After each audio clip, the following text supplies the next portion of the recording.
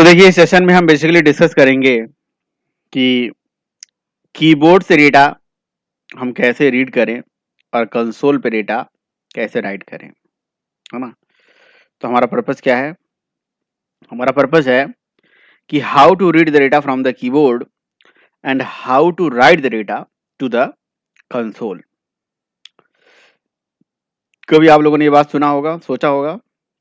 चलिए इसे हम थोड़ा गहन अध्ययन करते हैं, इस बात को समझते हैं कि हम कीबोर्ड से डेटा रीड कैसे करें और कंसोल पे डेटा राइट कैसे करें। ठीक है, ये कीबोर्ड है और ये कंसोल है ना, मॉनिटर। तो इस कीबोर्ड से हमें इनपुट रीड करना है, ठीक है, और इस मॉनिटर पे हमें आउटपुट राइट कराना है। तो ये मान लीजिए मॉनिटर है और ये हमारा कीबोर्ड है, ठीक है। इसमें की बनी हुई है। ये कौन सी जमाने की है भाई? ऐसा ऐसा नहीं होता है की बिल्कुल इस तरह से होता है थोड़ा, ठीक है। तो कोई मुझे बताए कि आखिर कीबोर्ड से डेटा रीड कैसे करा जा सकता है और कंसोल पे डेटा राइट कैसे कराया जा सकता है। इसका क्या मैथमेटिक्स है, क्या इसका गणित है, क्या इसकी कहानी है, क्या इसकी हिस्ट्री है? कुछ बताइए, कुछ अगर आपको समझ में आ रहा हो तो। एनीवन एनीवन कैन एक्सप्लेन, बताइए हाउ इट इज पॉसिबल। ठीक है, ये हमारा क्या है? ये हमारा बीच का मतलब मान लीजिए ये हमारा सीपीयू है, प्रोग्राम है। ये हमारा सीपीयू है, प्रोसेसर है। इसके अंदर क्या चल रहा है? इसके अंदर चल रहा है जी प्रोग्राम्स। इसके अंदर है जावा प्रोग्राम, ठीक है। और ये हमारा जो कीबोर्ड है इसी सीपीयू से जुड़ा हुआ है, और जो हमारा मॉनिटर है ये भी सीपीयू से जुड़ा हुआ है। तो बताइए, ये हो गया कीबोर्ड और ये हो गया हमारा मॉनिटर। बताइए कैसे करा जाए? हम कीबोर्ड से डेटा रीड कैसे करें और कंसोल यानी कि मॉनिटर पे डेटा कैसे राइट कराएं? है कोई तरीका, है कोई जुगाड़? Is there any way, is there any option जिससे ये चीजें पॉसिबल हो पाए? बोलिए भाई, किसी को तरीका पता है कि आखिर कीबोर्ड से डेटा रीड कैसे करा जाए और कंसोल पे डेटा राइट कैसे कराया जाए? नहीं पता है, नो आइडिया, है ना। Okay, if no idea then get idea. तो देखिए एक्चुअली कीबोर्ड से डेटा रीड कराने के लिए और कंसोल पे डेटा राइट कराने के लिए हमें क्या करना पड़ेगा? पहले ये समझना पड़ेगा कि कीबोर्ड से डेटा रीड होगा कैसे, आखिर इसकी कहानी क्या होती है। एक्चुअली होता क्या है कि अगर हम कीबोर्ड से डेटा रीड करना चाहते हैं तो कीबोर्ड के अंदर चलने वाले प्रोग्राम्स, कहीं ना कहीं कीबोर्ड के अंदर भी तो प्रोग्राम चल रहे होंगे। वो प्रोग्राम हमें दिखते नहीं है बट प्रोग्राम रन होते हैं। आप वायर लगा के कनेक्ट करते हो तो प्रोग्राम एक्टिव हो जाते हैं, जो कि मेमोरी में जब वो चलते हैं तो प्रोसेस में कन्वर्ट हो जाते हैं।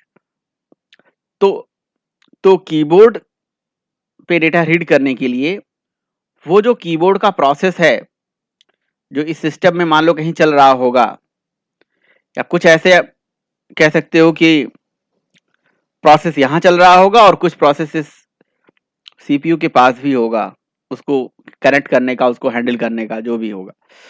तो एज अ जावा प्रोग्रामर हमें उसी प्रोसेस के पास जाना पड़ेगा। इसी तरह से कंसोल पे भी कहानी है, मॉनिटर पे भी यही कहानी है। अगर मॉनिटर पे डेटा कुछ राइट कराना चाहते हो तो कुछ तो ऐसी प्रोग्राम होंगे, कुछ तो ऐसे लॉजिक होंगे, कुछ तो ऐसी चीजें होंगी जिसके थ्रू हम उस मॉनिटर पे अपना डेटा राइट करा सकते हैं, है ना।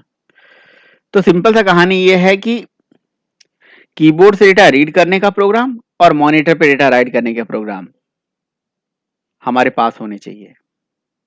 हमारे पास ऐसी कैपेबिलिटी होनी चाहिए कि हमारा प्रोग्राम मॉनिटर से कनेक्ट हो जाए, हमारा प्रोग्राम कीबोर्ड से कनेक्ट हो जाए, वो कीबोर्ड से डेटा ले पाए, मॉनिटर पे डेटा दे पाए, ऐसा होना चाहिए, ऐसा कुछ होना चाहिए। मॉनिटर पे डेटा राइट करने के लिए और कीबोर्ड से डेटा रीड करने के लिए कीबोर्ड्स पे चलने वाले प्रोग्राम और मॉनिटर पे चलने वाले प्रोग्राम से हमारी लिंकिंग होनी चाहिए, लेकिन वो प्रोग्राम हमें पता नहीं है ना। वो प्रोग्राम जिसको हम प्रोग्राम जब मेमोरी में चलता है तो प्रोसेस में कन्वर्ट जाता है, यानी कि वो प्रोसेस हमें पता होना चाहिए। और प्रोसेस को ही एक दूसरे रूप में हम बफर भी बोल सकते हैं, तो बफर हमें पता होना चाहिए, कीबोर्ड का बफर और मॉनिटर का बफर हमें पता होना चाहिए। तो जो कीबोर्ड का बफर है और मॉनिटर का बफर है, जिसके थ्रू कीबोर्ड इंटरनली वर्क करता है और मॉनिटर वर्क करता है, वो बफर जब तक हमारे पास होगा नहीं, हम डेटा रीड राइट करा नहीं सकते। और ये सीपीयू के अंदर क्या होता है, सीपीयू के अंदर हमारे पास ऑपरेटिंग सिस्टम है, तो ऑपरेटिंग सिस्टम के पास वो प्रोग्राम्स जरूर पड़ा होगा। तो मेरे ऑपरेटिंग सिस्टम के पास, है ना, ये ओएस के पास वो प्रोग्राम जरूर पड़ा होगा कि कैसे क्योंकि यार ऑपरेटिंग सिस्टम के माध्यम से ही आप क्या कर पाते हो, सारा वर्क कर पाते हो। ठीक है, इवन जो पेंट में जो चीजें ड्रॉ करके आपको दिखा रहा हूँ, ये ओएस के माध्यम से ही हो रहा है। तो कीबोर्ड से डेटा रीड करने वाले प्रोग्राम या मॉनिटर पे डेटा राइट करने वाले प्रोग्राम्स की जो बफर है ना, वो अगर हमारे पास आ जाए किसी भी तरह से, समहाउ आ जाए ना, तो हम अपना कीबोर्ड से डेटा रीड भी करा लेंगे और कंसोल पे डेटा राइट भी करा देंगे। वो प्रोग्राम हमारे पास नहीं है, वो प्रोग्राम ओएस के पास है। कोई भी ऑपरेटिंग सिस्टम अपना इंटरनल जो कह सकते हो कहानी है वो हमसे शेयर नहीं कर सकता कि वो कैसे कैसे काम करता है, वो कैसे कीबोर्ड का बफर अपने पास रखता है। तो ये तो ओएस को क्रैक करने वाली बात हो गई ना, ओएस को क्रैक करने वाली बात हो गई कि ओएस कैसे कैसे काम करता है। ये बाय डिफॉल्ट तो हमें नहीं बताएंगे वो, बट हाँ, हमारा एज ए डेवलपर हमारी ऐसा एक एक्साइटमेंट हमारे लिए बन रहा है कि हम कैसे रीड करें, हम कैसे रीड करें, हम क्या हम ओएस को कॉल लगाएं, तो ये पॉसिबल है, लेकिन ओएस को अगर कॉल भी लगाओगे तो कहाँ लगाओगे, किसके पास लगाओगे, ये एक समस्या वाली बात हो गई। तो फिर से समझिएगा, हम कीबोर्ड से डेटा रीड करने के लिए और मॉनिटर पे डेटा राइट कराने के लिए, है ना, हमारे पास डायरेक्ट एक्सेस नहीं है, हमारे पास डायरेक्ट परमिशन नहीं है। इसके लिए हमारे पास कीबोर्ड में चलने वाले बफर्स और कंसोल में चलने वाले बफर, यानी कि मॉनिटर पे चलने वाला बफर और कीबोर्ड से डेटा रीड करने वाला बफर हमें पता होना चाहिए। तो वो बफर अगर हमारे पास आ जाएगा, वो हमारे पास अगर बफर आ जाएगा तो कहीं ना कहीं तब हम डेटा रीड कर पाएंगे और कंसोल पे राइट करा पाएंगे, कीबोर्ड से डेटा रीड कर पाएंगे और कंसोल पे डेटा राइट करा पाएंगे। लेकिन वो बफर हमें मिले तो कैसे मिले आखिर, ये तो समस्या वाली बात हो गई ना। तो ये अथॉरिटी ओएस के पास है और ओएस ये अथॉरिटी हमें किसी प्रोग्रामर को नहीं देती है। कोई भी प्रोग्रामर, कोई भी जावा प्रोग्रामर डायरेक्टली ओएस के ये नहीं कह सकता है कि भैया वो बफर हमसे शेयर करो, जो कीबोर्ड से डेटा रीड करता है और जो मॉनिटर पे डेटा राइट कराता है। यानी कि जिसको हम रीड के लिए हम इनपुट बफर बोलते हैं और राइट के लिए आउटपुट बफर बोलते हैं, वो इनपुट और आउटपुट बफर हमारे पास नहीं है। तो फिर कैसे काम होगा, तो कैसे डेटा रीड राइट होगा, है ना।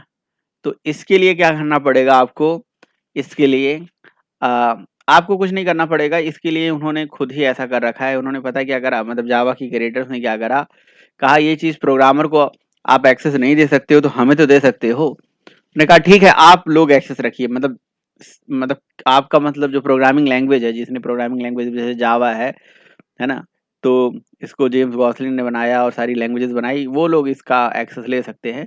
लेकिन उसके लिए भाई प्रॉपर एक कह सकते हो म्यूचुअल अंडरस्टैंडिंग होगी और कुछ कॉन्ट्रैक्ट साइन होंगे, कुछ एपीआईज बनेंगी, लाइब्रेरी बनेंगी, जिस लाइब्रेरी को वो यूज करेंगे और जिसमें ये ऑपरेशन रीड कर सकते हैं कि नहीं, राइट कर सकते हैं कि नहीं, वो उस तरह से उनका अपना अंडरस्टैंडिंग है।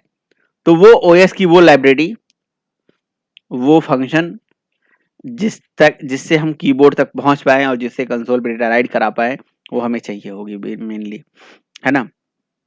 तो जावा वालों ने क्या करा, उस तक पहुंचने के लिए जो एक अपनी लाइब्रेरी बनाई, उस लाइब्रेरी का नाम है, उस क्लास का नाम है सिस्टम। तो आपको पता है कि सिस्टम क्लास का नाम सिस्टम क्यों है?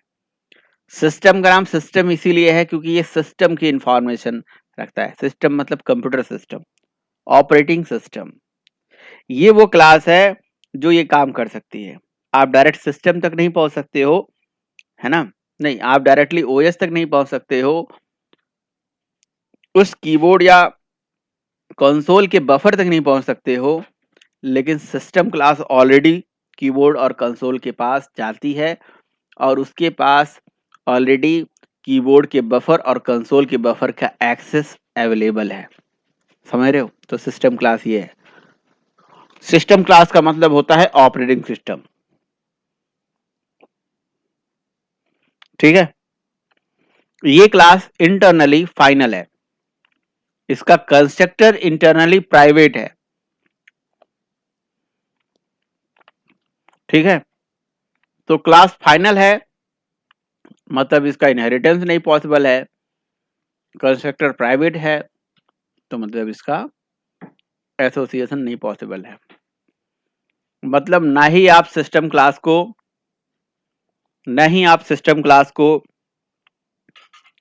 इनहेरिटेंस के थ्रू यूज कर सकते हो और ना ही एसोसिएशन के थ्रू। इसका दोनों चीजें पॉसिबल नहीं है, इन नाइदर इनहेरिटेंस नॉर एसोसिएशन। ठीक है? देखना चाहते हो आप लोग तो आप देख लीजिए सिस्टम क्लास का जावा डॉक, एसआरसी, लैंग पैकेज और लैंग के अंदर सिस्टम क्लास। ये देखिए,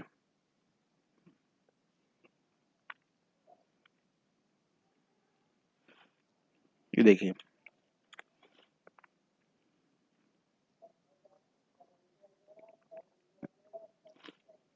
पब्लिक फाइनल क्लास सिस्टम। ये क्लास क्या है? फाइनल है। और कुछ देखना चाहते हो आप? और भी देख लीजिए। कंस्ट्रक्टर कैसा है? प्राइवेट। यानी कि ये तो एक ऐसी क्लास है जिसको ना ही कोई इनहेरिट करेगा ना ही कोई ऑब्जेक्ट बनाएगा। ठीक है? इसको किसी भी तरह से आप रीयूज नहीं कर सकते हो।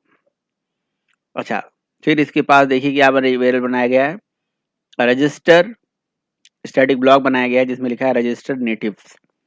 तो ये नेटिव लाइब्रेरी को हिट करता है, नेटिव लाइब्रेरी को कॉल करता है। तो इसकी कहानी ऐसे होती है कि जैसे ये क्लास चलता है, इस क्लास के चलते ही ये मेथड चलता है और ये मेथड क्या करता है, आपकी मतलब इस क्लास का स्टैटिक ब्लॉक बस चलाना है आपने। यार किसी क्लास का स्टैटिक ब्लॉक कैसे चल सकता है? उस क्लास की चाहे स्टैटिक लोडिंग हो जाए या डायनेमिक लोडिंग हो जाए, है ना? तो स्टैटिक लोडिंग या डायनेमिक लोडिंग, किसी भी तरह से लोडिंग, अगर किसी क्लास का स्टैटिक मेथड कॉल कर दो तब भी स्टैटिकली लोड हो जाता है। तो सिस्टम क्लास के पास सब स्टैटिक चीजें हैं, स्टैटिक मेथड, स्टैटिक वेरिएबल, सब कुछ स्टैटिक है। ठीक है? इसके पास स्टैटिक वेरिएबल है इन, जो कि पब्लिक, स्टैटिक और फाइनल है। तो कहीं पे भी जब आप सिस्टम डॉट इन लिखते हो ना, तो सिस्टम एक क्लास है और इन उसका एक स्टैटिक वेरिएबल है। तो सिस्टम डॉट इन लिखते ही पता क्या होता है इंटरनली, भाई सिस्टम क्लास का इन मेथड वेरिएबल जैसे ही चलेगा तो ये पहले सिस्टम क्लास को मेमोरी में लाएगा, उसको लोड करेगा, लोड करेगा तो उसका स्टैटिक ब्लॉक चलेगा, स्टैटिक ब्लॉक चलेगा तो उसका क्या, रजिस्टर नेटिव मेथड्स चलेगा, रजिस्टर नेटिव मेथड्स क्या करेगा, नेटिव लाइब्रेरी को हिट लगाएगा, ऑपरेटिंग सिस्टम के पास जाएगा, ऑपरेटिंग सिस्टम के पास जाते हुए जी कीबोर्ड का बफर और कंसोल का बफर, सारे बफर आपको ले आके दे देगा। तो पता है क्या करता है, कीबोर्ड का जो बफर होता है वो किसी भी टाइप का है तो इनपुट ना, इसलिए इस इन वेरिएबल का टाइप है इनपुट स्ट्रीम, जो कि एब्स्ट्रैक्ट क्लास टाइप का है। बट इस इनपुट स्ट्रीम इन वेरिएबल में इज इक्वल टू नल लिखा गया है। नल का मतलब ये हो गया, अच्छा अब आप बोलोगे कि सर फाइनल वेरिएबल है, स्टैटिक और फाइनल वेरिएबल जिसमें नल लिखा हुआ है ना, बड़ा अचंभव वाली बात। तो सर एक बात बताओ, क्या फाइनल वेरिएबल की वैल्यू चेंज होती है? नहीं ना। लेकिन इसमें नल लिखा है तो क्या इसकी वैल्यू चेंज होगी? नहीं होगी। भाई फाइनल वेरिएबल की वैल्यू तो चेंज होती नहीं है। अब अगर इसमें नल है, अब अगर इसमें नल है ना, तो फिर इसमें वैल्यू कहां से आती है सर? तो मैं आपको बताता हूं, इनपुट स्ट्रीम क्लास को ही एक्सटेंड करके एक क्लास बनाई गई है। हम नहीं बनाते हैं, इंटरनली बनती है, रन टाइम पे बनती है। और जावा में किसी फाइनल वेरिएबल की वैल्यू चेंज कराई जा सकती है, वो भी रिफ्लेक्शन के माध्यम से। प्राइवेट डेटा को एक्सेस करा जा सकता है, वो भी रिफ्लेक्शन के माध्यम से। जावा में हर एक काम हो सकता है रिफ्लेक्शन के थ्रू, है ना। तो ये किसी वैल्यू चेंज होती है, रन टाइम पे होती है, नॉर्मल प्रोग्रामिंग में नहीं होती है। कंपाइलर को अवॉइड करके, कंपाइलर को काट के रन टाइम पे काम करा जा सकता है। तो रन टाइम पे इनपुट स्ट्रीम एब्स्ट्रैक्ट क्लास को एक्सटेंड करने वाली एक क्लास है, जिसका नाम है मान लो ABCD इनपुट स्ट्रीम, या मान लो कीबोर्ड इनपुट स्ट्रीम। तो वो कीबोर्ड इनपुट स्ट्रीम का ऑब्जेक्ट रन टाइम पे बनता है। वो ऑब्जेक्ट कीबोर्ड के बफर को रिप्रेजेंट करता है, कीबोर्ड के प्रोसेस को रिप्रेजेंट करता है, जिसके थ्रू कीबोर्ड से डेटा रीड हो पाए। और वो ऑब्जेक्ट उठा के इस रेफरेंस वेरिएबल में डाल दिया जाता है, जिसका नाम है इन, जिसका टाइप है इनपुट स्ट्रीम। अब आप तो जानते हो कि चाइल्ड का ऑब्जेक्ट पेरेंट में तो जा सकता है ना। तो इनपुट स्ट्रीम को एक्सटेंड करके अगर कोई बफर बना होगा, तो उसका ऑब्जेक्ट इस इन वेरिएबल में अपने आप आ जाता है रन टाइम पे। कहने का मतलब ये हो गया, कीबोर्ड से डेटा रीड करने वाला जो इनपुट स्ट्रीम का बफर है, वो प्रोग्राम है, वो रन टाइम पे यहां पे अपने आप अवेलेबल करा दिया जाता है। ये जिम्मेदारी सिस्टम क्लास की है। इसीलिए जब भी आप इनपुट लेते हो तो सिस्टम डॉट इन लिखते हो। इसीलिए जब आप स्कैनर लगाते हो सिस्टम डॉट इन लिखते हो, डेटा इनपुट स्ट्रीम लगाओ सिस्टम डॉट इन लिखते हो। सिस्टम ही क्लास है जो ये कर सकते हैं और कोई नहीं कर सकता, ये समझ लो आप। सिस्टम के पास अथॉरिटी है। जैसे ये इन वेरिएबल है, ऐसे ही मॉनिटर की आउटपुट को रिप्रेजेंट करने के लिए आउट वेरिएबल है, कंसोल को रिप्रेजेंट करने के लिए, जिसका टाइप है प्रिंट स्ट्रीम। कल आपने अभी देखा प्रिंट स्ट्रीम एक हाई लेवल की आउटपुट स्ट्रीम है, जिसके कंस्ट्रक्टर में अगर मैं फाइल का रेफरेंस डाल दूं तो फाइल पे डेटा प्रेजेंट मतलब उठा के डाल देगा। अगर उसके कंस्ट्रक्टर में मैं किसी मॉनिटर का आउटपुट दे दूं तो मॉनिटर पे डेटा उठा के पटक देगा। तो ये इसकी कहानी है कि ये मॉनिटर का बफर इस आउट वेरिएबल में रन टाइम पे पहुंच जाता है। रन टाइम पे आउट वेरिएबल में मॉनिटर का बफर आ जाता है, और इसी में जो है डेटा, आप जब इस पे डेटा राइट कराते हो तो वो मॉनिटर पे जाके दिख जाता है। तो what is system is a class, what is in is a static variable of system class, out is a static variable of system class। तो कहने का मतलब यह है कि हमारा मुद्दा क्या था, हमारा पर्पस क्या, हमारा पर्पस था कि हम डेटा को रीड कैसे करें कीबोर्ड से और राइट कैसे करें कंसोल पे।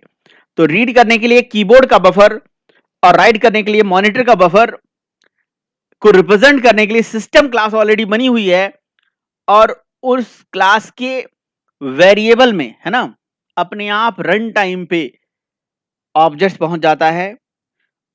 एक वेरिएबल का नाम आउट, दूसरे वेरिएबल का नाम इन वेरिएबल में कीबोर्ड का बफर, आउट वेरिएबल में कंसोल का बफर पहुंच जाता है। End of the story. है ना बहुत आसान काम। अब आपको इतने ज्यादा कॉम्प्लिकेशन पढ़ने की जरूरत नहीं है, कुछ भी मत पढ़ो, सब कुछ खत्म करो। बस आपको क्या जानना है, आपको कीबोर्ड और कंसोल का बफर के बारे में ही ख्याल रखना है, और किसी चीज के बारे में नहीं, कि कीबोर्ड का बफर कहां होगा और कंसोल का बफर कहां होगा। समझ रहे हो। अगर कीबोर्ड का बफर और कंसोल का बफर हमें मिल जाए तो हमारा काम बन जाएगा, है ना।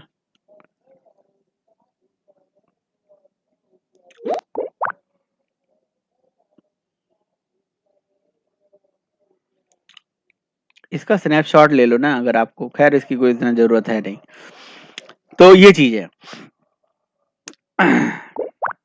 ओके, तो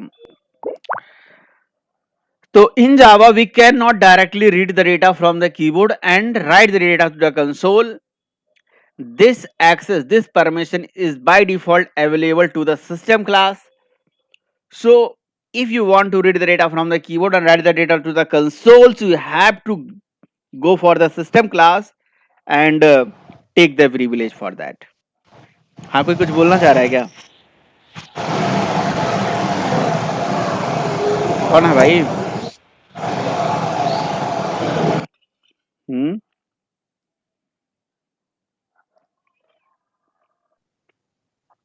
बताइए भाई, समझ में आ रहा है बात? ओके। और सिस्टम क्लास को भी याद करना पड़ेगा, सही बात है, बट कौन से वेरिएबल को कॉल करना पड़ेगा कीबोर्ड से इनपुट लेने वाला वेरिएबल का नाम है इन और कंसोल पे आउटपुट देने वाला वेरिएबल का नाम है आउट। ठीक है,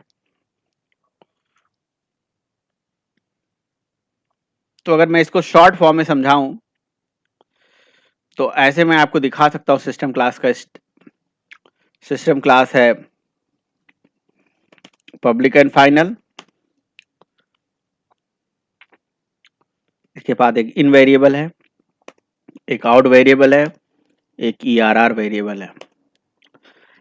हर वेरिएबल का अपना टाइप होता है। तो इन का टाइप है इनपुट स्ट्रीम, आउट वेरिएबल का टाइप है प्रिंट स्ट्रीम और ERR का भी टाइप है प्रिंट स्ट्रीम। और ये वेरिएबल है पब्लिक, स्टैटिक और फाइनल, और इसके अंदर वैल्यू है बाय डिफॉल्ट नल, ऐसे समझ लीजिए। ये public static final input stream and public static final print stream public static final ERR। यहाँ पे भी नल और यहाँ पे भी नल। ये सिस्टम क्लास का इंटरनल कहानी है। और सिस्टम क्लास के अंदर एक स्टैटिक ब्लॉक है और जिसके अंदर कॉल होता है रजिस्टर नेटिव मेथड कॉल होता है, जो नेटिव लाइब्रेरी को यूज करता है कहीं ना कहीं। ये चीज है, ठीक है। तो पब्लिक फाइनल क्लास सिस्टम है, उसका स्टैटिक ब्लॉक है, रजिस्टर नेटिव मेथड्स है, ये सारी कहानी है। तो system dot out dot println में system is a class, out is the static final variable of system class, in is the static final variable of system class। But in variable का जो type है ना वो दूसरे किसी class type का है। अब आप एक क्वेश्चन मेरे से पूछ सकते हो कि सर आखिर कि जो कीबोर्ड का बफर था उसको इन वेरिएबल में रखा गया, कंसोल के बफर को आउट में रखा गया, ये बिल्कुल सही है, अच्छी बात है। लेकिन सर इसका टाइप इनपुट स्ट्रीम और प्रिंट स्ट्रीम क्यों रखा गया, ये बात नहीं समझ में आई। क्योंकि पता है ये जो हमारा कीबोर्ड है और कंसोल है, यानी कि डेटा रीड और राइट कराने वाली बात है ना, तो रीड राइट कराने वाला काम तो इनपुट आउटपुट का है ना।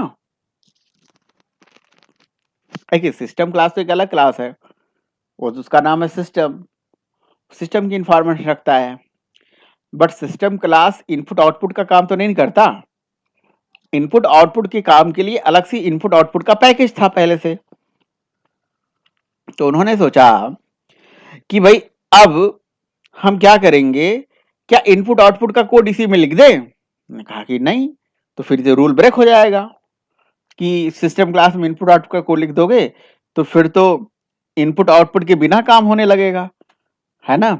और फिर इनपुट आउटपुट वहां पे भी करो यहाँ पे भी करो, कहाँ करोगे हैंडल, है ना, ये तो समस्या हो जाएगी। तो इसीलिए उन्होंने क्या करा, इस पर्टिकुलर प्रॉब्लम को सॉल्व करने के लिए इन्होंने मतलब सिस्टम क्लास के अंदर, है ना, सिस्टम क्लास किस पैकेज के अंदर है, पैकेज java.lang पैकेज, ठीक है, LANG, है ना, lang package LANG java.lang package, ये होता है ना lang। और इसमें इंपोर्ट करा दिया java.io पैकेज को। मतलब सिस्टम क्लास, देखो अगर इनपुट आउटपुट का काम आईओ में है और सिस्टम की इंफॉर्मेशन, ओएस की इंफॉर्मेशन, कीबोर्ड और बफर की इंफॉर्मेशन, कीबोर्ड और कंसोल के बफर की इंफॉर्मेशन अगर सिस्टम के पास है तो या तो सिस्टम आईओ में जाए या तो आईओ सिस्टम में आए। तो सिस्टम तो कहीं और नहीं जा सकता था, क्यों, क्योंकि क्लास इसका फाइनल है और कंस्ट्रक्टर इसका प्राइवेट है। है ना, ये तो बात है। इसका कंसिडर भी प्राइवेट है, तो प्राइवेट होने की वजह से ये कहीं नहीं जा सकता था, समझ रहे हो।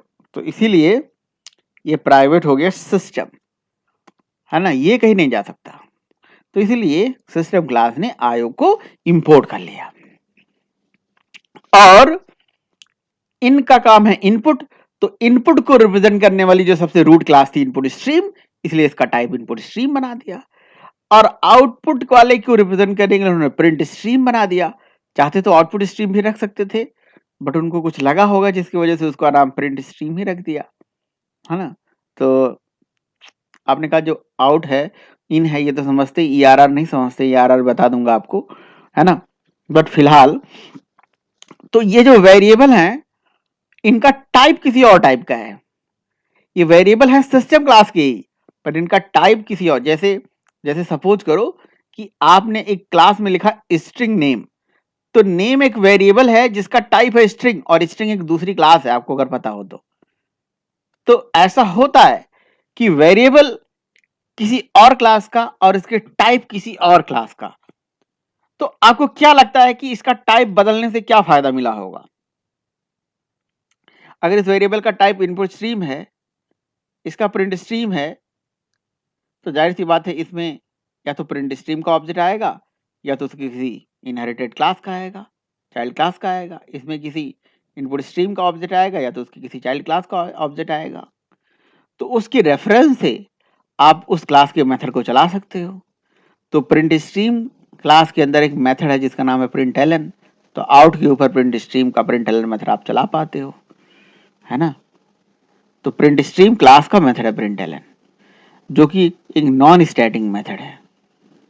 तो सिस्टम एक क्लास है, आउट सिस्टम क्लास का एक स्टैटिक फाइनल रेफरेंस वेरिएबल है जिसका टाइप है प्रिंट स्ट्रीम, जो कि प्रिंट स्ट्रीम क्लास का रेफरेंस वेरिएबल है। नहीं, प्रिंट स्ट्रीम क्लास का रेफरेंस वेरिएबल नहीं है, सिस्टम क्लास का रेफरेंस वेरिएबल है, बट टाइप है इसका प्रिंट स्ट्रीम, है ना। कई लोग कई लोग गलती से ये बोल भी देते हैं कि सिस्टम क्लास का नहीं, प्रिंट स्ट्रीम क्लास का रेफरेंस वेरिएबल है। सिस्टम क्लास में बना तो सिस्टम क्लास का हुआ ना, बट टाइप इसका है प्रिंट स्ट्रीम। अब println is a non static method of print stream class, है ना। तो पहले सिस्टम से आउट कॉल हो जाता है क्योंकि सिस्टम क्लास में आउट पड़ा हुआ है, और आउट में अपने आप आ जाता है प्रिंट स्ट्रीम की इंप्लीमेंटेड क्लास का ऑब्जेक्ट। वो प्रिंट स्ट्रीम की इंप्लीमेंटेड क्लास का ऑब्जेक्ट यानी कि मॉनिटर का बफर, समझ रहे हो ना। और उस पर्टिकुलर प्रिंट स्ट्रीम के ऑब्जेक्ट के ऊपर आप डॉट करके प्रिंटलन चला के उसमें जो भी डेटा डालोगे वो सीधे मॉनिटर पे दिखता है। अगर उसमें ब्राउजर का आउटपुट स्ट्रीम डाल दिया जाए तो ब्राउजर पे डेटा दिखेगा। अगर हम प्रिंटर का डाल दें तो प्रिंटर पे डेटा दिखेगा। जिसका भी डाल दोगे, जिस पर्टिकुलर आउटपुट स्ट्रीम का बफर उसके अंदर पहुंचा दोगे, उसका डेटा उस पर दिखने लगेगा। ये कहानी होती है भाई। तो बताइए, बात समझ में आया या नहीं आया?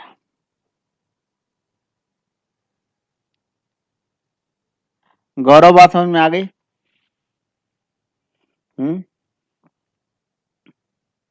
Yes sir. तो बताओ सिस्टम क्या है, आउट क्या है, प्रिंटलन क्या है? सर सिस्टम क्लास है और प्रिंटलन वो है मेथड। क्या क्या? सर सिस्टम क्लास है। रजनीकांत बताओ, सिस्टम क्या है, आउट क्या है, प्रिंटलन क्या है?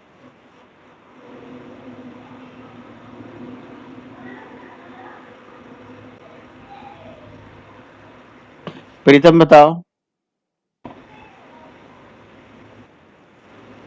सर सिस्टम एक क्लास है सर, ठीक है, और उसके अंदर सर जो हमारा स्टैटिक मेथड है आउट, मेथड है। और वो नहीं सर, डाटा मेंबर है, डाटा सॉरी डाटा मेंबर है सर। और वो किस टाइप का सर, वो प्रिंट स्ट्रीम टाइप का है।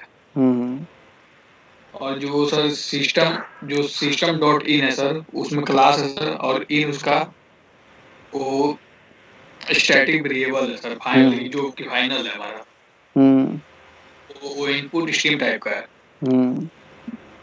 जो हम कीवर्ड से सर कोई इनपुट देते हैं तो सर वो इन जो इनपुट स्ट्रीम टाइप का है उसके अंदर जाता है। उस बफर के अंदर जाता है इन जो इन आउट इनके है। अंदर क्या आता है, इनके अंदर क्या पहुंचता है? सर इन के अंदर जो हम आउटपुट देते हैं सर, आउटपुट देते हैं। नहीं सर, जो इनपुट देते हैं जैसे कीबोर्ड से कोई बटन बुटन सर जो इनके दाबते हैं कोई अंदर भी। कीबोर्ड को रिप्रेजेंट करने का जो प्रोसेस है, जो कीबोर्ड को रिप्रेजेंट करने वाला प्रोग्राम है, वो इनके अंदर अपने आप पहुंच जाता है। यस सर, और आउट के अंदर सर मॉनिटर का प्रोग्राम पहुंच जाता है। हाँ, कीबोर्ड का बफर और मॉनिटर का बफर। लेकिन वो बफर मतलब प्रोग्राम होगा, वो प्रोग्राम किसको इनहेरिट करके बनी होगी? इनपुट स्ट्रीम को एक्सटेंड करके बनी होगी। मॉनिटर वाला प्रिंट स्ट्रीम को एक्सटेंड करके बना होगा, है ना।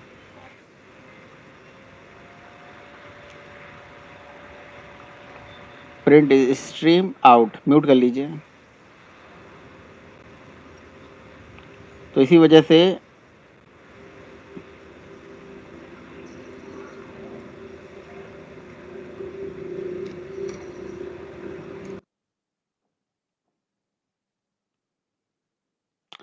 पता नहीं किस दुनिया में गायब रहते हैं। दीपक, क्लास टाइम पे आया करो भाई।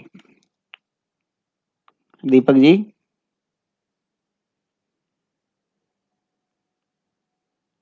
आप सबसे रिक्वेस्ट है, 6 बजे क्लास होती है तो 6 बजे टाइम पे आया करो आप लोग, है ना। ठीक है, म्यूट कर लीजिए।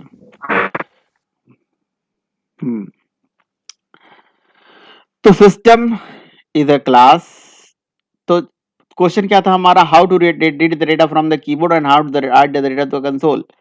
तो in order to read the data from the keyboard and in order to write the data to the console, data console पे राइट करने के लिए और इनपुट डेटा कीबोर्ड से लेने के लिए हमें उनके प्रोग्राम को देखना पड़ेगा, उनको झांकना पड़ेगा, उनके अंदर कि वो लाइब्रेरी कॉल करनी पड़ेगी, वो प्रोग्राम कॉल करना पड़ेगा, वो बफर कॉल करना पड़ेगा, जो उनसे डेटा रीड करा के हमें दे और उन तक डेटा हमें राइट करा के पहुंचाएं। और वो सारा काम ओएस के पास है, ओएस तक डायरेक्ट हमारे जाने के पास परमिशन नहीं है, वो परमिशन सिस्टम क्लास के पास है। सिस्टम क्लास के पास वो जो परमिशन है वो रन टाइम पे अपने आप इनपुट मतलब कीबोर्ड तक जाने का जो बफर है वो इन वेरिएबल में पहुंचा देता है, और मॉनिटर वाला बफर आउट वेरिएबल पहुंचा देता है। तो इन और out is the static final variable of system class. Out का टाइप है प्रिंट स्ट्रीम, इन का टाइप है इनपुट स्ट्रीम। ठीक है, समझ गए बात? ओके। तो और जो प्रिंट एलन है वो इसी प्रिंट स्ट्रीम क्लास का ही नॉन स्टैटिक मेथड है। ठीक है, तो इस चीज को अगर हमें जानना है, अच्छा अब यहाँ पे मैं क्या बना देता हूँ, लेट से यहाँ पे, अच्छा एक क्वेश्चन इंटरव्यू पूछा जाता है क्लास, मैं बताता हूँ क्या क्वेश्चन पूछा जाता है। Class print stream, print stream class जो है ये कहाँ पे है? आईओ पैकेज के अंदर है। इसके पैकेज का नाम है psc kg पैकेज java.io, और इसके पास मेथड है जिसका नाम है public void println. Println method है जो कि पैरामीटराइज मेथड इसके बाद बना हुआ है। इसमें लिखा हुआ है स्ट्रिंग नेम, स्ट्रिंग एज वगैरह वगैरह। ठीक है, तो इस तरह से प्रिंट स्ट्रीम क्लास के आईओ पैकेज में। अच्छा हाँ, क्वेश्चन क्या पूछा जाता है? आपने कहा system is a class, out एक सिस्टम क्लास का वेरिएबल और प्रिंट एलन प्रिंट स्ट्रीम का मेथड है। आप लोग प्रिंट एलन के प्रिंट स्ट्रीम मेथड को यूज करने के लिए कभी इंपोर्ट वगैरह लगाते हो? नहीं ना, लेकिन फिर भी चला लेते हो। वो आईओ का है ना, फिर भी चला लेते हो। तो कैसे होता है आखिर? ये क्वेश्चन इंटरव्यू का है। तो एक्चुअली क्या है कि हम प्रिंट एलन का प्रिंट स्ट्रीम हम नहीं चलाते हैं, वो सिस्टम क्लास कॉल करती है। सिस्टम क्लास की इन वेरिएबल पे वो कॉल होता है, तो इसीलिए सिस्टम क्लास इंटरनली इंपोर्ट करेगा, हम थोड़ी नहीं करेंगे अपने क्लास में। इसीलिए हम आईओ का कभी इंपोर्ट नहीं करते, तब भी हमारा सिस्टम डॉट और प्रिंट एलन की कहानी हम चला पाते हैं, है ना, क्योंकि हम थोड़ी ना करते, वो सिस्टम क्लास कॉल करती है। तो ठीक है, आपको ये चीज एकदम बिल्कुल अच्छे से समझ में आ जाएगा। आप एक काम करो, है ना, इस सिस्टम क्लास बनाओ, ये सारा क्लासेस जो हमने बनाया बनाओ। अब नीचे आप एक क्या करो, एक कोई एक मेन मेथड बनाओ, है ना, जिसमें सिस्टम क्लास का इन वेरिएबल कॉल करो और उस पे ये प्रिंट या आउट वेरिएबल कॉल करो, उस पे ये प्रिंट एलन को कॉल करो। तो ये जो मैंने चीजें बनाई है बस इसमें एक मेन क्लास आपको बनानी है और आपको सब समझ में आ जाएगा system dot out dot println कैसे कॉल होता है। ठीक है, तो प्रीतम मुझे स्क्रीन शेयर करके दिखाओ, इसको कॉल करो। समझ रहे हो क्या करना है? करना यही है कि जो प्रोग्राम पूरा बना हुआ है इसको रहने देना एज इट इज, है ना? Yes sir. और बस इसमें इसको कॉल करना है system dot out dot println लिख के, जैसे सिस्टम लिखते हैं, आउट लिखते हैं, प्रिंटलन लिखते हैं, उसी तरह से लिख के इसको कॉल कराइए। स्क्रीन शेयर करिए। यस सर, हम्म, करता हूँ सर। तो सिस्टम आपको पता चल जाएगा सिस्टम क्लास कैसे वर्क करती है, आउट कैसे करता है, इन कैसे करता है। बस आपको एक मेन क्लास बना के उसको कॉल करना है। ठीक है, इसका पैकेज वैकेज भी वैसे बना देना, बाकी प्रोग्राम तो मैंने शेयर ही कर दिया है। सर इन और आउट